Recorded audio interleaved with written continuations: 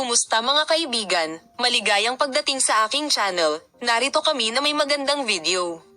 Narito kami sa mga bagong balita mula sa aming matagumpay na aktor na sina Engin Akyurek at Tuba Buyek Usten kasama ang kanilang mga bagong larawan.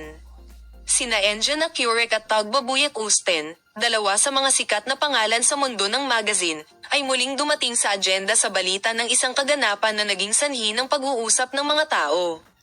Kapansin-pansin na ang sikat na mag-asawa ay nanguna sa isang sorpresang kaganapan na ikinagulat ng kanilang mga tagahanga. Ang posibilidad ng pag-aasawa ni Tuba Buyek Usten sa iba ay naging sanhi ng pagkasira ng nerbiyos ni Engin Akyurek.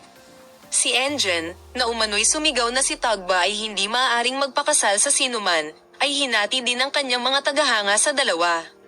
Narito ang mga detalye ng malagim na pangyayaring iyon. Nagsimula ang lahat nang ang isang pahayag na ginawa ni Tuba Buyek Usten sa kanyang malapit na bilog ay nalik sa editorial board ng Magazine of the Moment.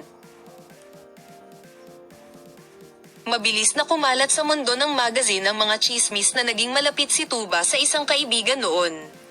Ang mga paratang ay nagpakita na ang sikat na aktor ay nasa isang seryosong relasyon sa taong ito at gumawa pa ng mga plano para sa kasal.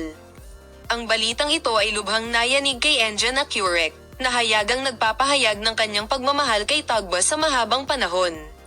Kahit paminsan-minsan ay inaangkin nilang dalawa ang kanilang paghihiwalay, naisip na matatag ang ugnayan nila.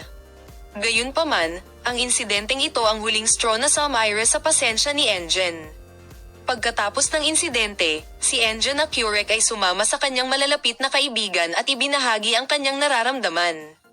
Ayon sa pahayag ng isang kaibigan, napakalinaw at determinado ang mga sinabi ni Engin. Ang tuba ay mas mahalaga sa akin kaysa sa anumang bagay. May kasaysayan tayo nito at walang makakapag-burn nito. Walang makakapalit sa pwesto ko. Pagkatapos ng mga salitang ito, nagkaroon ng nervous breakdown si Engin at ihiwalay ang sarili sa labas ng mundo ng ilang sandali. Magbabahagi kami ng detalyadong impormasyon sa paksa, manatiling nakatutok sa aming channel.